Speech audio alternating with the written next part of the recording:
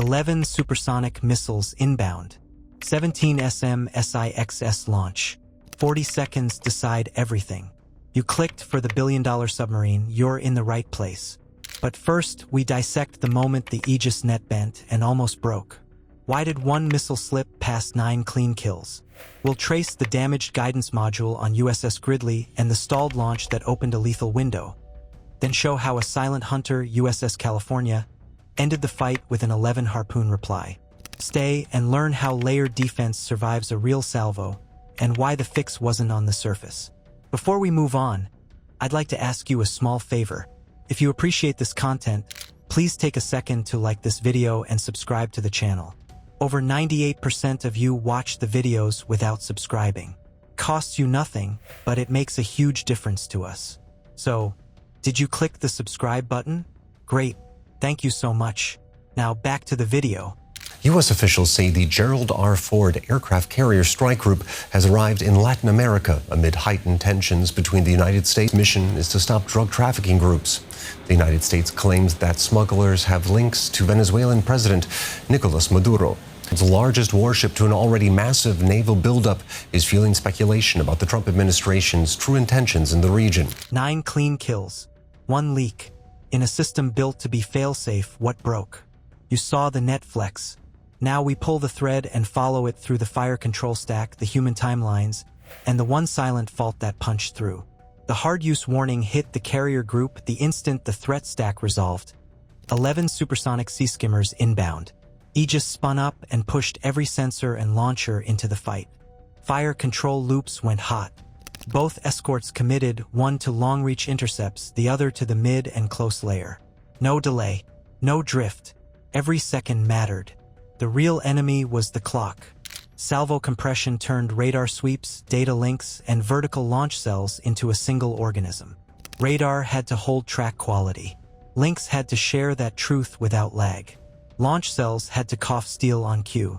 If any limb missed a beat, the shot doctrine slipped, and a hole opened. The players took their marks. The spy radar kept a wide scan, then narrowed to track the fast movers. Cooperative engagement capability braided the ships into one picture so one hull could shoot on another's eyes. It seems disproportionate for the type of actions that they have taken against the vessels that allegedly are bringing drugs. About this and has mobilized a popular militia to try and face any possible intervention militarily in the country. I get this with a lot of uncertainty and worry because this is in violation of international law. SM-6 Block 1A stretched out to tag leakers well beyond the horizon. SSM and CIWS sat tight, the last wall, built to swat anything that bled through at knife range. Firing doctrine against sea skimmers stays simple on paper. Shoot, shoot, look, shoot. 2 birds per track, assess the merge, and fire again if burn-through persists. Mid-course updates steer interceptors toward the box where the target will be, not where it is. Seeker modes wake late to avoid sea clutter, going active only when the geometry favors a clean handoff.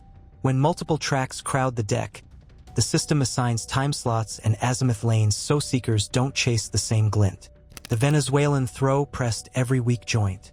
11 RBS-15 Mk3 class profiles knifed in low, riding 5 meters off the water, fast and flat.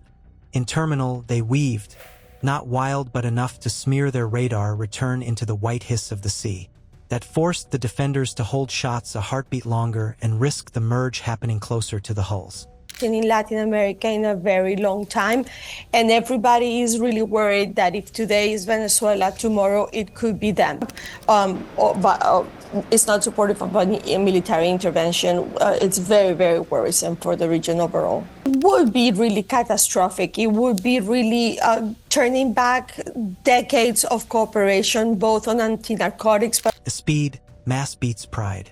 A 165-kilogram warhead doesn't need a magazine cook-off to mission-kill a ship. A hit near the stacks or at the waterline can end propulsion, radar, or both. The math turns ugly fast. Each interceptor burns millions. The ship costs orders more, and the lives aboard outrun any ledger. You trade money to buy seconds. You fight to keep buying. Venezuela's defense minister inspected air defense systems and warned Washington about any attempt to overthrow the government. Cast on Venezuelan TV, as government media reports countrywide military exercises amid growing tension with the US, signed into law a new national defense framework to integrate civilian and military forces. The first wave of shots went clean. Tracks paired. Mid-course updates flowed. Long sticks broke the front of the salvo, and the picture thinned. Then the flaw showed. A guidance module tied to one launch channel on Gridley was damaged. The system assigned a shot to that channel at the worst second. The launch stalled. No bird left the canister. The engagement timeline slid by the width of a breath. That stall did more than waste an opportunity. It shifted the shot ladder for the adjacent tracks. The next scheduled engagement had to stretch to cover a lane it wasn't built to own. Cooperative engagement kept the picture honest, but the timing stack had already drifted. In a compressed fight, one missed Q forces every follow-on shot to run tight. 9 missiles died in clean spheres, debris slashing the water and vanishing into wake. One rode the gap. It did not beat the radar. It beat the rhythm. The doctrine worked, but the dependency chain betrayed the plan. This, the order must be activated for integral defense commands to be established, structured and put to work in order to be prepared. Integral defense commands that bring together all public institutions of the Venezuelan state, the military and all popular power must be activated. Despite a build-up of US naval forces in the region that Washington says is part of what it describes as its war on drugs. A system of systems can be strong and still fragile at the joints, where a single hardware fault lives. You can ask why not fire from a different cell or swap the target. The answer is tempo. The queue was already full. The algorithm can reassign, but not at zero cost, and not without stealing time from another track. When sea skimmers stack near the deck, you defend like a boxer who must block 3 hands with 2. The surface grid held, but it paid for the lesson in stress and spent interceptors. The fix did not come from more missiles on rails.